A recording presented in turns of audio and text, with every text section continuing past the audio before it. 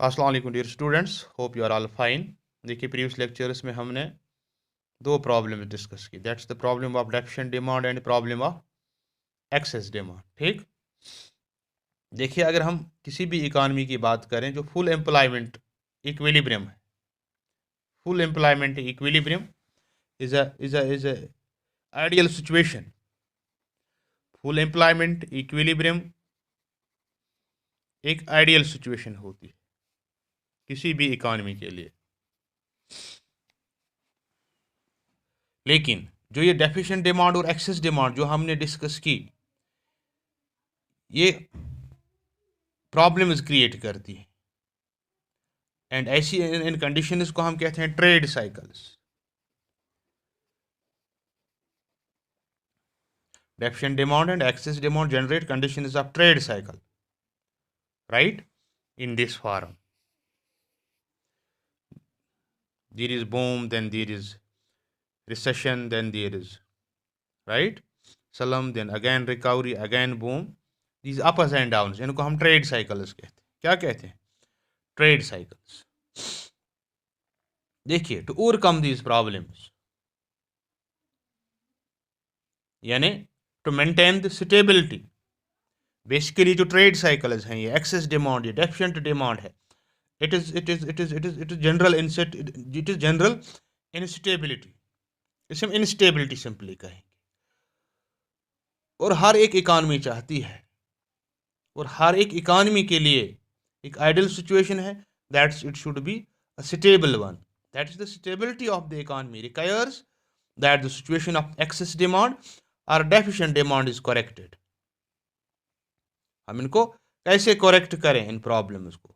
तो इसके लिए हमारे पास मुख्तलिफ पॉलिसीज़ हैं, और इन्हीं पॉलिसीज़ में से एक पॉलिसी है in the form of fiscal policy, और दूसरी पॉलिसी होती है monetary policy. We will discuss that in the next lecture. आज हम मॉनेटरी पॉलिसी की तरफ आते हैं। देखिए, ये फिस्कल पॉलिसी क्या होती है? Simply speaking, fiscal policy refers to the budgetary policy of the government. Budgetary policy of the government, or the policy related to expenditure, revenue and expenditure of the government, with a view to correcting the situation of excess demand or deficient demand in the economy. And simply speaking, fiscal policy refers to the deliberate use of fiscal tools. ये physical tools या instruments क्या होते हैं? We have the physical tools और instruments of physical policy in the form of government expenditure, जिसे हम public expenditure भी कहते हैं, राइट? जो सरकार पैसा खर्च करती है किस पे? पब्लिक वर्क्स पे। Expenditure on public works, expenditure on education, expenditure on defence, right, expenditure on various types of subsidies. ठीक, तो इसे हम कहते हैं public expenditure. Then another instrument we have taxation या taxes in the form of direct taxes and indirect taxes. Then we have taxes में दो categories आते हैं, डायरेक्ट एंड इनडायरेक्ट टैक्सेस। और आपको याद होना चाहिए कि जो टैक्स है ये कंपलसरी पेमेंट होती है to the government according to prescribed laws, है ना? Individuals, household, business firms taxes pay करती है टुवर्ड्स द गवर्नमेंट, और ये पेमेंट्स कंपलसरी होती है without expecting any reward, right? तो टैक्सेस दो तरह के होते हैं, डायरेक्ट और इनडायरेक्ट टैक्सेस होते हैं। ये हम आने वाले दिनों में डिस्कस करेंगे। Then we have another, that's public debt. एक और instrument of this fiscal policy है public debt. Public debt and deficit financing.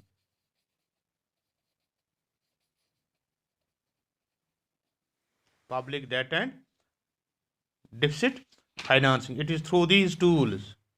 It is through these tools that fiscal policy controls or corrects the problems of excess demand and deficient demand. देखिए, deficit financing का मतलब India में अगर हम देखें तो it refers to issuing of more currency, issuing of more currency to meet the budgetary deficit. That's printing of new notes. Simply India में deficit financing का यही मतलब होता है. पब्लिक डेट या बोरोविंग, जो पब्लिक डेट है इसे हम बोरोविंग कहते हैं, उधार लेना. और बोरोविंग रेफर्स टू डेट और लोन और borrowing by the government from the public. ठीक, तो how these tools work, let's discuss that. देखिए, अब हमने देखा डिफिसिट डिमांड ऐसी प्रॉब्लम है जहां डिमांड सप्लाई के बराबर नहीं होती, डिमांड सप्लाई से कम होती है. अब ज़रूरत किस चीज़ की, हमें डिमांड रेज करने की, डिमांड रेज करने की. तो डिमांड कैसे रेज होगी, जबकि लोगों के हाथों में पैसा आएगा, लोगों के हाथों में पैसा होना चाहिए. ये कैसे हम कर सकते हैं, फिस्कल पॉलिसी के ज़रिए. फिस्कल पॉलिसी के ज़रिए हम डिमांड को इंक्रीज कर सकते हैं. Number 1, by decrease in taxes.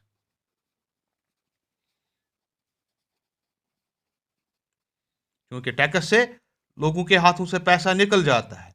अगर हम टैक्सेस कम करेंगे तो ये पैसा लोगों के पास बचेगा, हाउस होल्ड्स के पास बचेगा, उससे उसको उनका परचेजिंग पावर बढ़ेगा और वो फिर they will demand goods and services.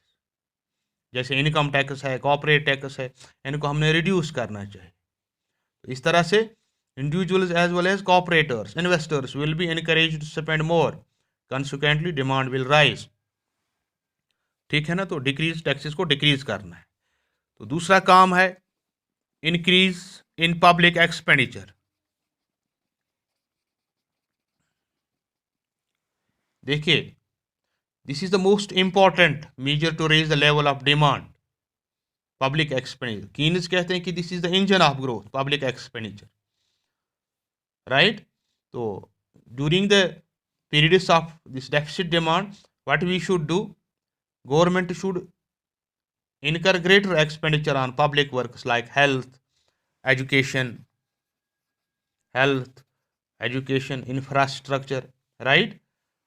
ज़्यादा पैसा खर्च होना चाहिए maintenance of law and order, defence, right. और सब्सिडीज बढ़नी चाहिए, सब्सिडीज बढ़नी चाहिए. Transfer payments like old age pension, window allowances, है ना, ये भी बढ़नी चाहिए. एंड एबो all investment expenditure on public works programs, that's construction of roads, dams, bridges, should be substantially raised. And it works as pump priming. कहते हैं कि it works as pump priming in the system. It encourages overall investment activity in the economy through initial investment expenditure by the government, right. तो जितना ज़्यादा public expenditure बढ़ेगा इतना पैसा economy में आएगा और डिमांड बढ़ेगी. And one more instrument that helps us in raising the demand, that is increase deficit financing. देखिए, deficit financing by way of printing more notes for additional expenditure is increased during the times of deficient demand.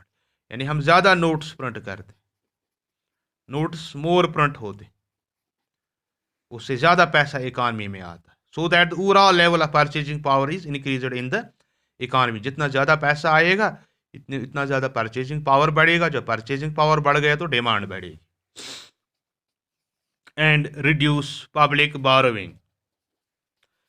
देखिए, अक्सर सरकारें लोगों से बारो करती है, bank से बारो करती है, अदर फाइनेंशियल इंस्टीट्यूशन से बारो करती है, तो उससे लोगों के हाथों से पैसा निकल जाता है और सरकार के पास चला जाता है. लेकिन during the problems of the deficit demand, public borrowing should be reduced so that people are left with greater purchasing power. ठीक. तो इन शॉर्ट हम कहेंगे during the periods of deficient demand जो गवर्नमेंट है, government should adopt deficit budget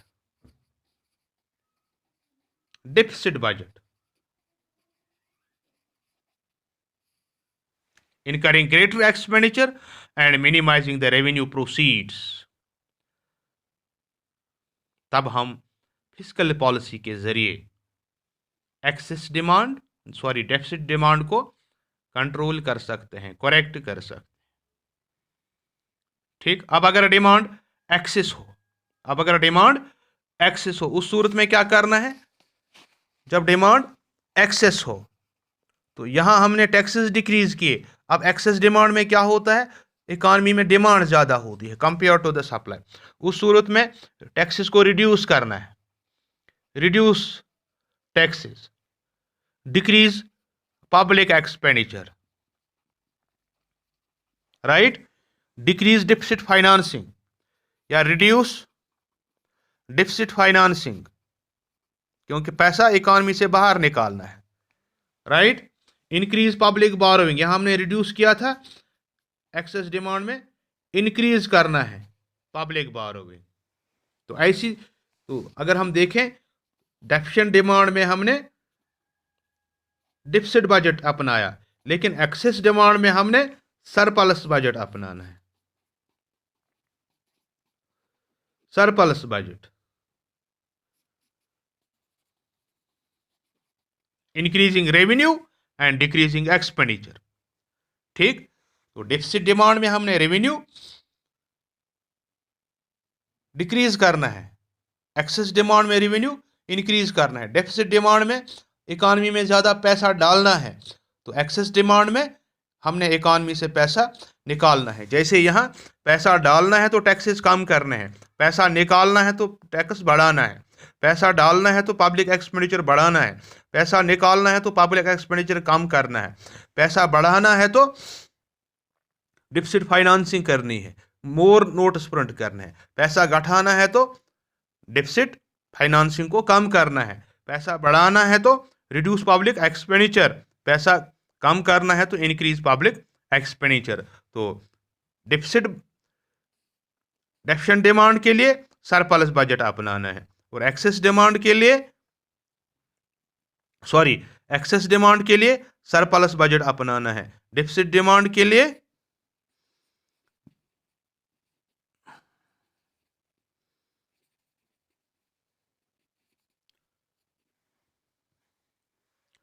deficit demand deficit budget, excess demand surplus budget, right. तो ये कुछ measures हैं फिस्कल पॉलिसी के, जिनके जरिए हम एक्सेस डिमांड और डेफिशिएंट डिमांड को कंट्रोल कर सकते हैं। ठीक है ना। तो कल हम मॉनेटरी पॉलिसी की तरफ आएंगे, तो इंशाल्लाह तब तक के लिए go through the content of today's lecture. अगर आपको कोई प्रॉब्लम आती है, कॉन्टैक्ट मी व्हाट्सएप में, I am at your disposal. Thank you very much, have a nice day, God bless you all.